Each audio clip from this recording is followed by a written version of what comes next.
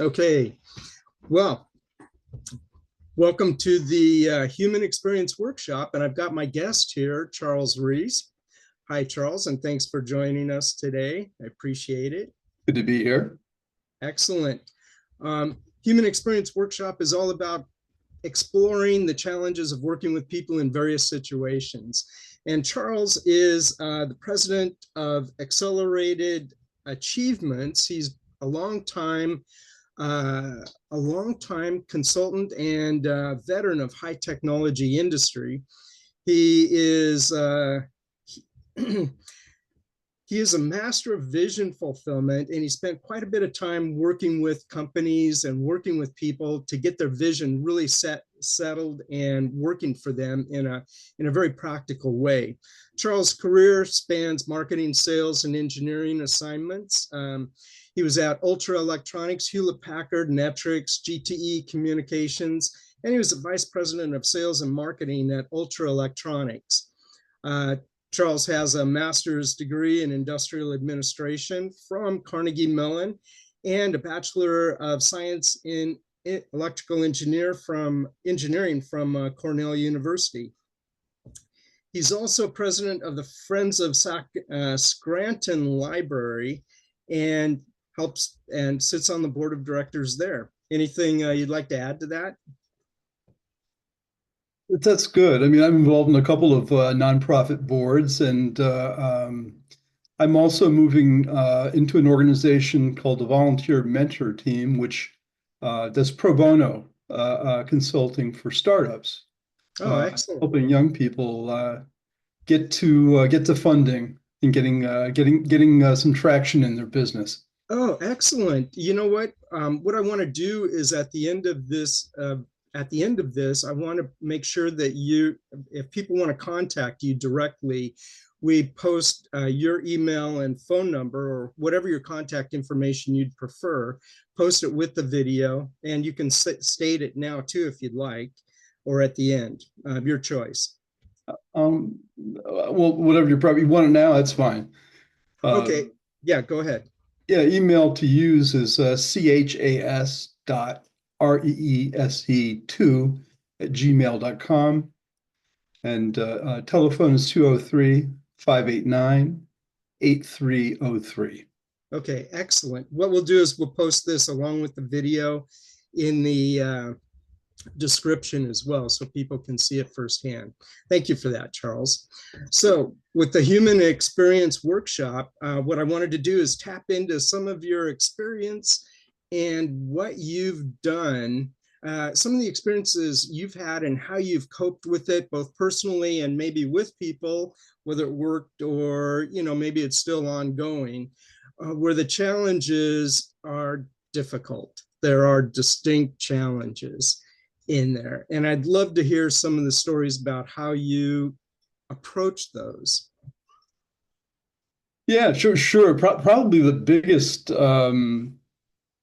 story about dealing with people was the first assignment when I first moved into supervision at Hewlett Packard. And I had worked as a product manager, and the person who hired me into the company was in need of a technical marketing manager.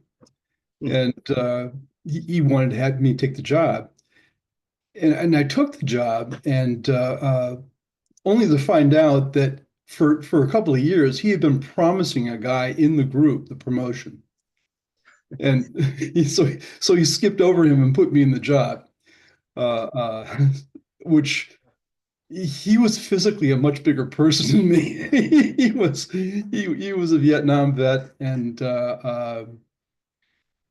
had very strong opinions and made them known. So anyways, this was a supervision challenge.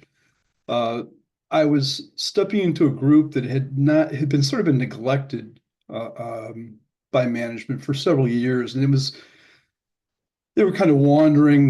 We needed to change the mission of the group. It had been a telephone support organization. They wanted to turn it into a planning organization, which is pretty much a 180-degree turn. Wait, you said planning? Planning, yes. Yeah, okay. From answering a phone to actually trying to figure out how you're going to support a project over the next 3 years. So I mean, there's a lot of challenges with the job, and yeah, HP, to my credit, was a process-oriented company, and it helped. I mean, I sort of followed their rule book in terms of actually developing a vision for the group, a direction, what the strategy is, all the good work to set a foundation. And in that regard, it was very successful. I mean, it was a department, is sort of a pariah when I came in. By the time I left, people were actually requesting to transfer into the group. Oh, So basically, I clarified the role, but I also clarified the role to the organization. And when I did that, people actually wanted to go into it. But managing this person was a challenge in the sense that I really had to learn to give fair criticism. I really had to learn to really articulate expectations and not back down. well, I'm really curious. You mentioned that he was a big guy and had no hesitation about expressing his displeasure with things. Which, by the way, is probably why he did not get the job. So maybe. So, did he ever express his displeasure with you? um, he also was never personal. I mean, he kind of liked to challenge, my decisions, and he'd do that either in front of the group or one-on-one, Oh, um, in front of the which group is kind of tough. is kind of tough. Yeah. But I mean, I think with time, he was respected in the group. I mean, he really was, if you think about a team, I mean, he was the leader of the team, Mm, and was very effective in the old mission of answering a telephone. mhm. Uh, um, but I think with time, people came to understand that what I was saying sort of aligned with the larger organization, and he wore down. I mean, it was kind of a climactic ending, though. I mean, he finally, after giving him a lot of direction and seeing change. I mean, he was trying to change. He came in Oh, one day and he announced that, well, you've broken me. I just, yeah, I've broken you. He goes, yeah. He you goes, broke this big tough vet. so anyway, and he says that, look, I've thought about this. You're right, and I'm going to take my career in a different direction. Oh, So he actually went into counseling. interesting. Yeah. Um, Wait, counseling, like therapy counseling? well, he was a very much of a faith-based person, and Oh, I wasn't sure. It was more along the lines of ministry, I think, than like oh, okay. psychiatry, you know, psychological counseling. I So have a question. I have a quick question here. Did he ever physically try to dominate the situation? if you go by body language, yes. In terms of actually, like, threatening me physically, no. But I mean, he knew how to lean in and really impose his personality. I'll put it that Okay. way. Okay. Yeah. It's interesting because I worked at a company where one of my colleagues, he was a senior VP and I was a manager. And when we'd go to a meeting, we'd be walking and talking about something, and he would speed up around corners and cut me off physically just to push me out of the way. And he would do that relentlessly, and he did it with everybody just to assert domination. And it's like, oh, okay, this is an interesting game here. No, no, he wasn't that blatant. I would say that. Like I say, he was faith-based person. He knew some boundaries, but yeah, what I took away from it is really trusting your judgment, my judgment. You have to be calm. You can't let your emotions come into play, Yeah. and assert yourself. Were there ever situations where emotions did come into play and you had to assert yourself over to get control of it? Um, I would say yes, but I mean, my style on that is not is more to go inward as opposed to expressing outward. Yeah, What do you mean? I mean, I'd be more prone to retreat from the situation Okay. and have it come to a logical end and then come back for another day. Uh, yeah. Yeah. So in that regard, it's kind of a flight response, but I'm not so much of a fight. I'm a pretty direct person, but I don't intentionally try to prove people I'm right. Uh, um, which I mean, I think that's part of what supervision in my mind was, is you really had to explain what the bigger goal was, where this person fits into it, and the type of, accomplishments he needs to make in the job, keeping it very objective and keeping the emotion out of it. And as I was successful doing that, I really saw a change. Hmm. So tell me, what was the effect on you through this process? It was stressful. I Yeah. mean, it was very, very stressful. Uh, um, so yeah. I mean, it was. It was. I can't lie. It's difficult. I mean, I had a lot of confrontation from people because people picked up on what he was doing, and some people just wanted to disrupt. Like I say, this isn't a group that had been ignored for a long time, so there was a lot of passive aggressive behavior uh, Oh, yeah. in the group. And where was this? What part of the country? Uh, it was Rocky Mountain region. Rocky Mountain region. Yeah, yeah. You don't need to be specific, because I was, as you said, passive aggressive. I've heard Oregon be called the home and the ground zero of passive aggressiveness, but I'm sure it's everywhere. Yeah, this was a technology company, and people were prone to be analytic. Mm-hmm. Um, so I mean, the department didn't have a lot of expressive types, except for this one person.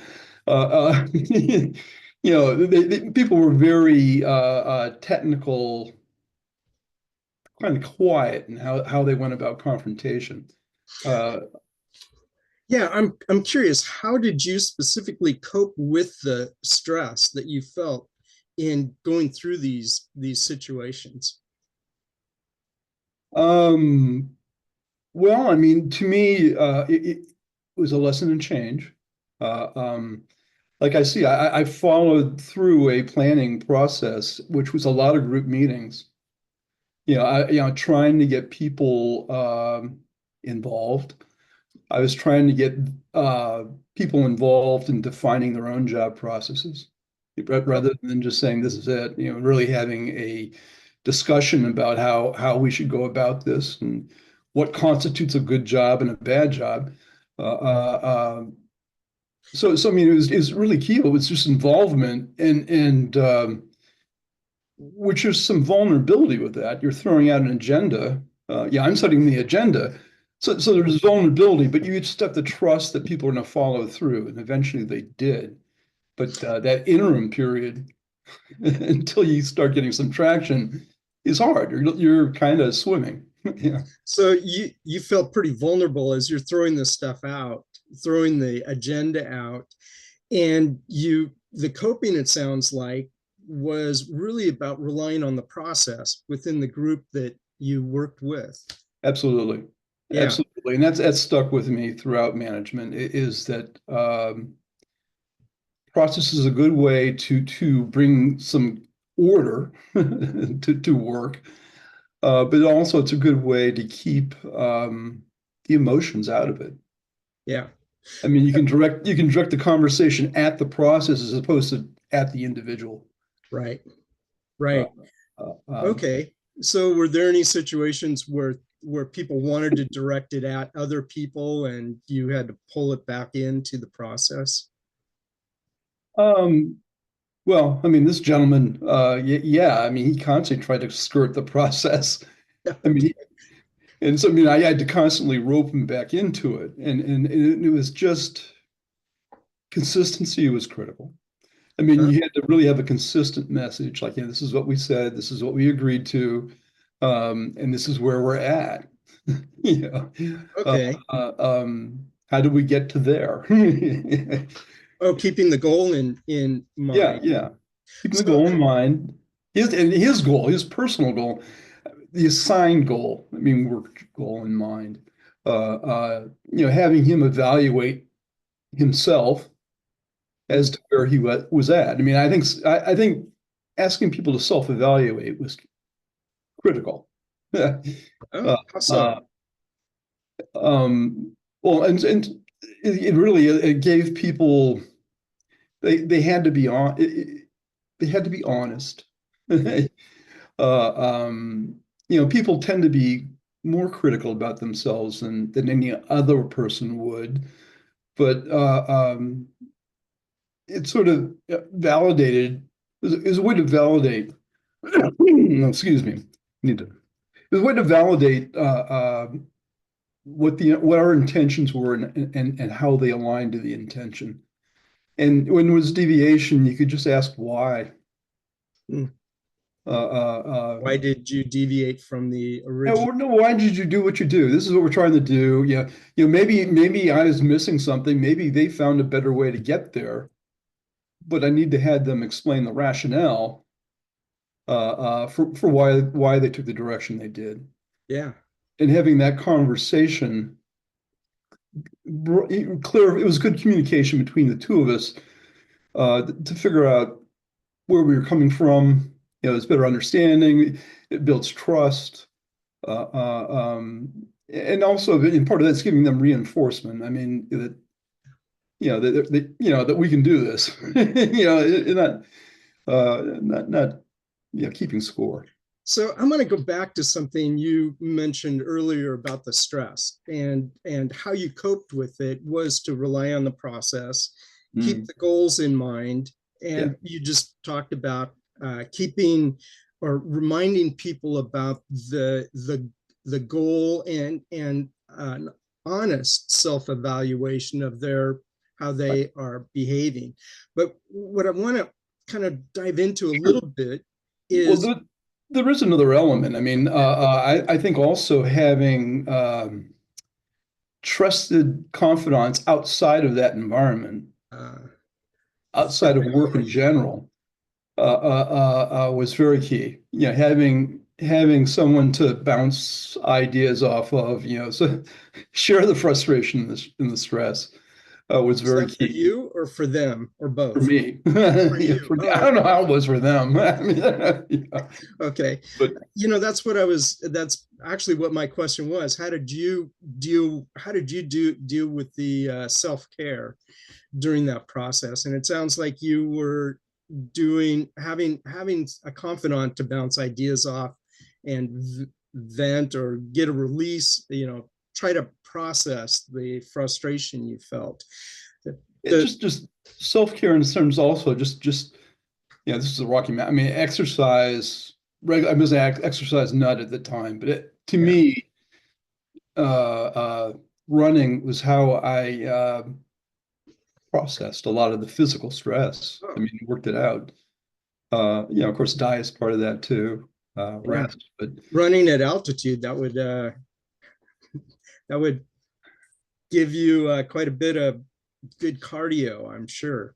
yeah, I was sort of at the age though where I could run and run and run, and that was just a way to have the mind relax. Oh, Um, and that continues. I mean, I find exercise to be a way to sort of disengage from the events of the day, yeah, sort of a centering thing. Uh, yeah. Very important centering. You hit so many good topics. Charles, we've gone kind of longer than I anticipated. We've been going for almost 40 minutes now. And I'd like to know if you have anything you'd like to wrap up on as we close out this episode of the Human Experience Workshop. Do you have any things you'd like to let our people that view this, what some takeaways you think might be important? I mentioned it before, but self-confidence. I mean, I'm also a person of faith, and just believing that love will prevail. I mean, and staying the course, continuing to listen, but believing that you can get it done. Yeah, I'm glad you brought that up because I remind myself when I get into challenging situations, this person is made in the image of God and deserves respect just because of that, if nothing else, no matter how difficult the situation is. Absolutely. So faith is a very big deal. Well, Charles, thank you so much. This is awesome. I'd like to know where you're sitting. You're on the coastline there, and this is the coast of Connecticut. It's actually more colder now than in this picture. Is that a picture you took by chance? Yeah, I took this. Yeah, this is very close to where I live. Oh, very cool, very cool. And my picture is a picture of Mount Hood when I was skiing a couple weeks ago, right at dusk, and that's an alpenglow that lasted about 5 minutes, and I happened to catch it. Tremendous! It's a lovely shot. Yeah, thank you. It's always a little spooky skiing when the light's that dim, but yeah, it just everybody stopped when the alpenglow like popped out and brightened up, and it's like amazing. Just everybody stopped on the slope. There were just people stopped taking pictures and talking and pointing, and it was very, very fun. Great. Well, with that, I'd like to wrap up and thank you again, Charles Reese. Thanks so much, Phil, for having me. Enjoyed the conversation. And if anybody is interested in getting a hold of Charles, please take a look at the notes below. I'll have his email and phone number, and you can get a hold of him because of what he's doing. His pro bono work that he's doing with helping people launch in their careers. Is that what I heard you say? Well, launch a business, more entrepreneurs. I'm helping young entrepreneurs actually start a business. Very good. Okay. And with that, we're going to close up. Thank you, Charles. Thanks, Phil.